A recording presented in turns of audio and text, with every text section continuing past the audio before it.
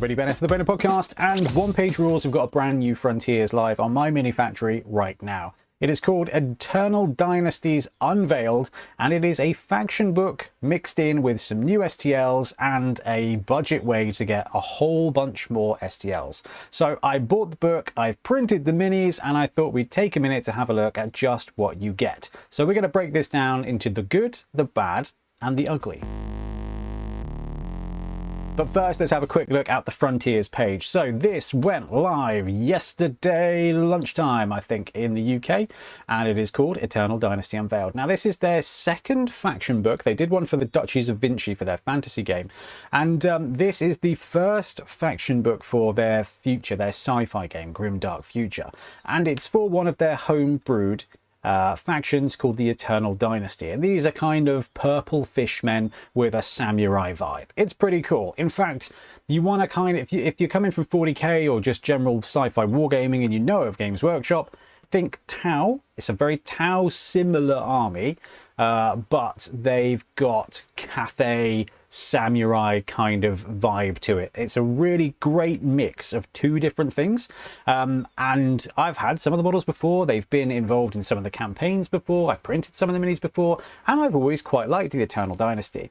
But the cool thing that One Page Rules are doing right now is you've got the rules. Everyone knows they do the rules. You've got the minis. Everyone knows they do the minis. But now what they're trying to do is backfill behind those two things with a setting, and they've done such a good job over the last year of building up that setting with campaigns, with faction books, with world books, and this is just one more step. And the great thing they do about this is they don't just drop you at a book because a book may not be the most interesting thing on its own. They always drop some special character STLs, which I think is a really great way of doing it.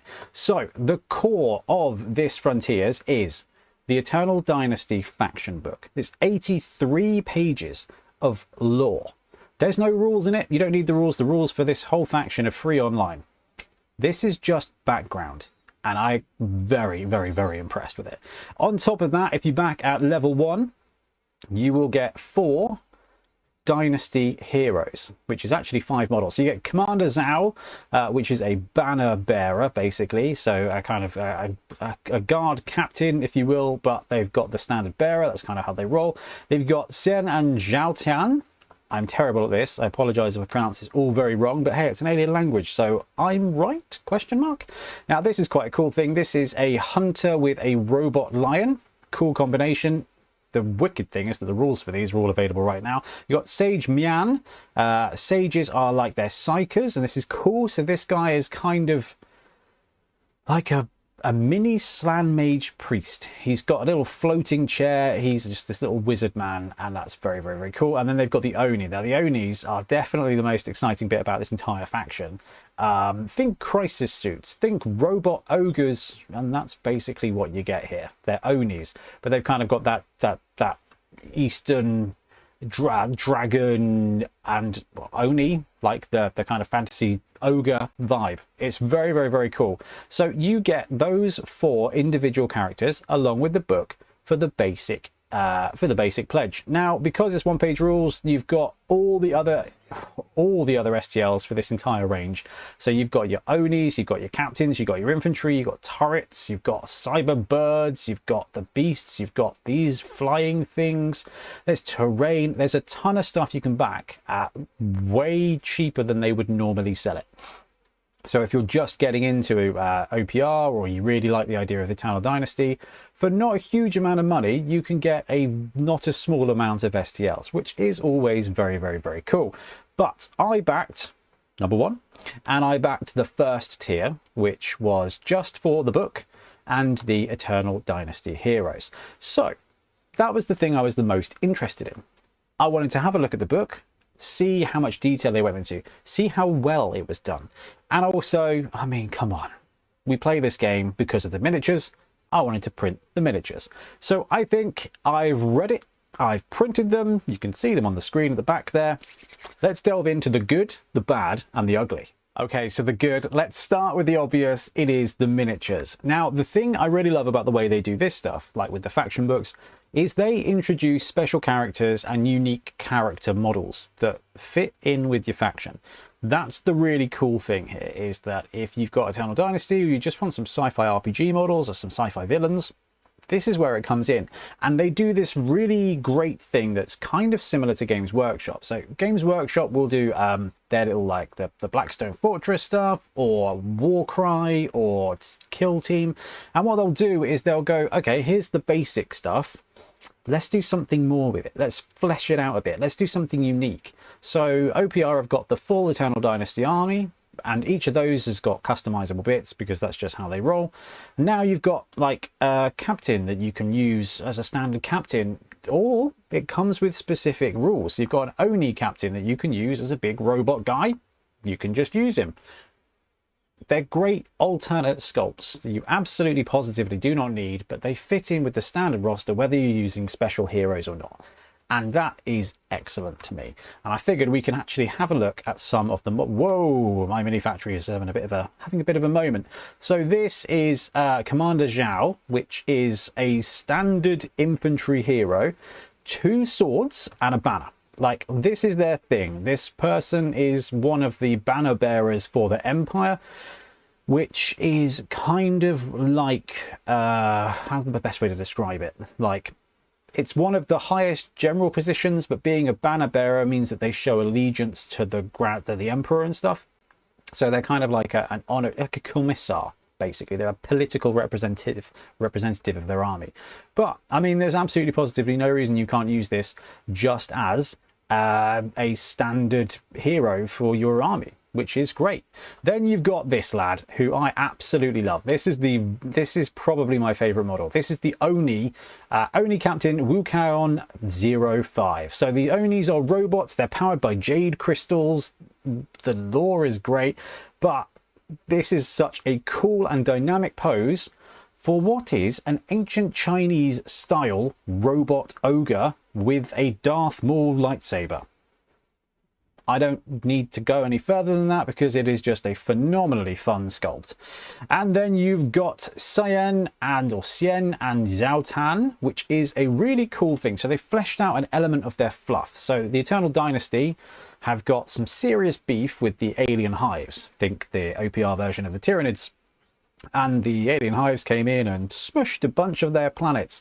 Some of the survivors, you know, having a bad time. They developed their own way of dealing with this stuff, and this character is a really cool one. So both these dudes go on one base. It's a single character, and you've kind of got this interesting mix between an infantry hero and a monster. So in the game they've just got a ton of really murderous attacks, but because they've had to learn how to live in the wilds and stuff like that, they've got, I think, scout and stealth. It just means that you've got this really interesting character. But you can have a cool ninja hero, you can have a cool standard hero, and you've got yourselves a robot beast, which is a type of unit for the army. So actually it's again really cool, more alternative sculpts. And the sage Mian is a great model. There's so much character here, and this is what I really like about some of these ones, is the ones that don't have weapons become really interesting RPG pieces. And this is just like this horrid combination of Jabba the Hutt, Baby Yoda, and one of the big blobby guys from Dune.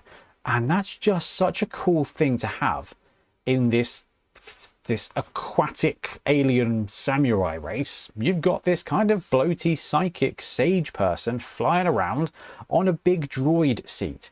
So the good here is the sculpts. There's only 5 if you include the 2 for 1 there. But they all have so much character. They fit with the army perfectly, but they flesh it out and show a lot of uniqueness in those roles that they represent. But before we move on, I just want to point out that the rules for this are in fact just free on Army Forge. So you don't have to buy the book if you want to use the models. I mean, you're going to have the book if you... Anyway, it gives you narrative heroes, and you can choose to use them in your army if you want. You have to click a button, so it's not default, but they've created some cool stuff that you can put on here. So if we go with Xian and Zhao Tan, you've got the Leaping Tiger. Let's click the button. Okay, can't take any upgrades, and I've zoomed in too far. But you can see they're 135 points. They're tough 6, which means they've got 6 wounds. They've got stealth, which means you get -1 to hit them against not if you're 9 inches or over. They're strider, which means they ignore terrain. They're scout, which means at the beginning of the game you deploy them and then they move 12 inches straight away.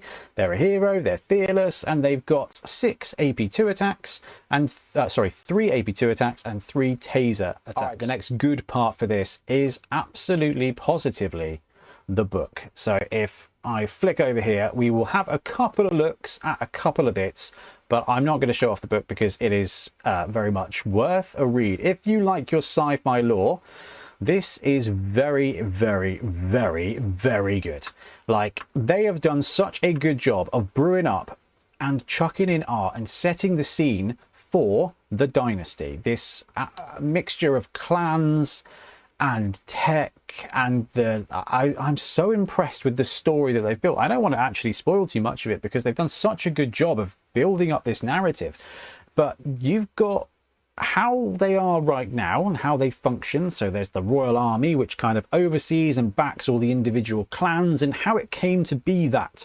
And if you go backwards in time, you've got where they are now, where they've built up this the Wall of Worlds and this position in the Sirius sector. You take it back a bit and you've got the war with the alien hives, where the alien hives just kind of popped up and started to eat all their planets. Then you got the bit before where there was this internal dynastic war, and then you got the bit before that, which was the before time where the clan wars were going.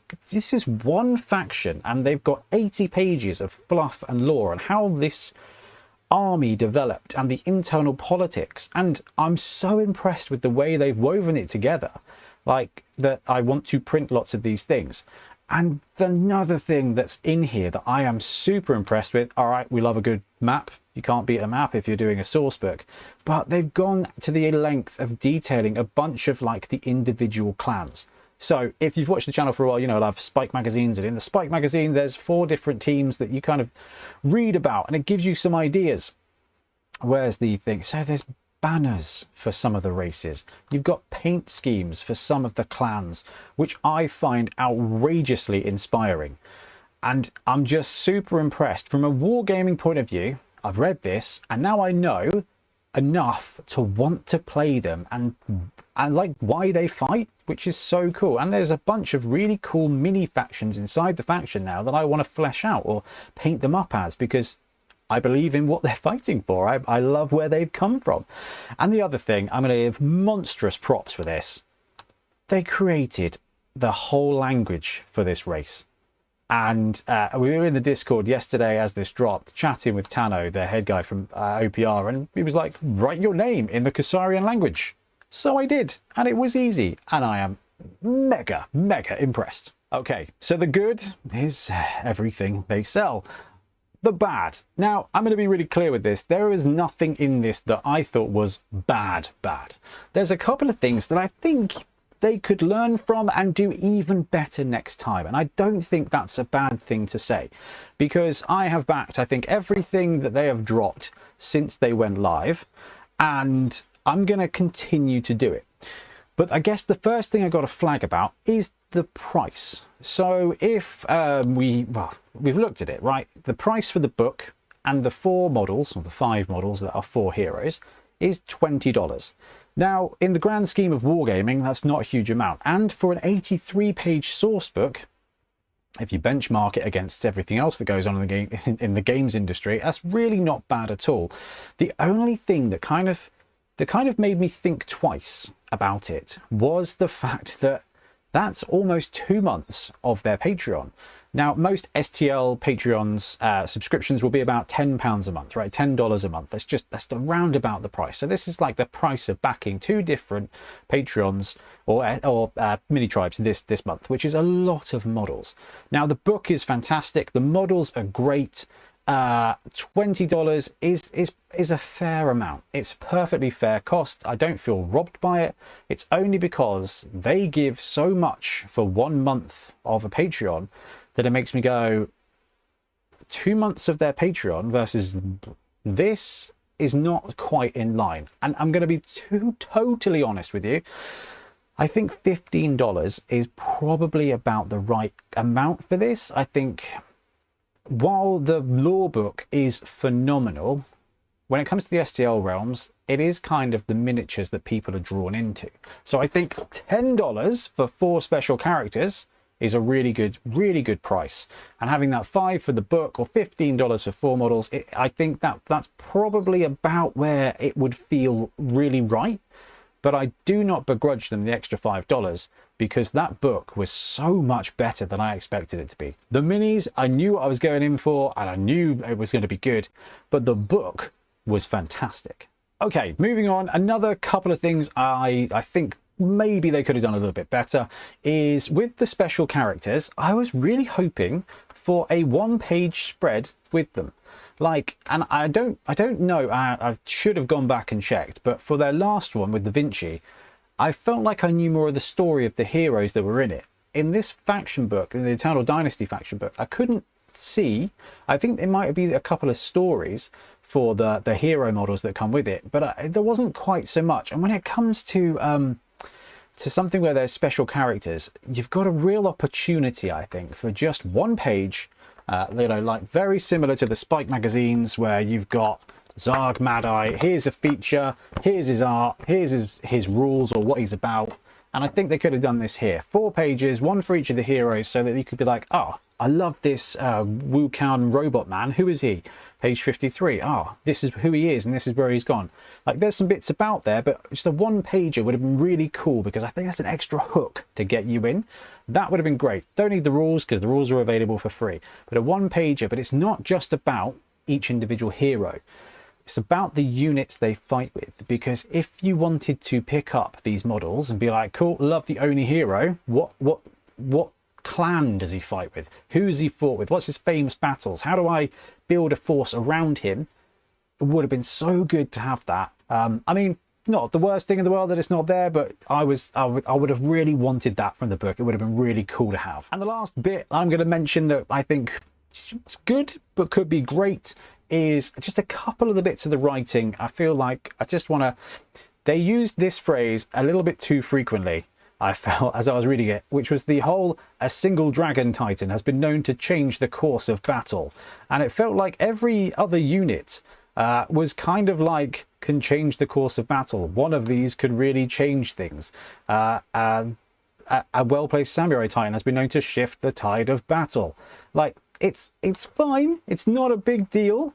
But it's one of those things where it's it just, as I was reading it, I was like, I feel like they've said this a couple of different times for a couple of different units, and I'm like, all right, that's a shame. But I mean, generally speaking, the writing in this, really good.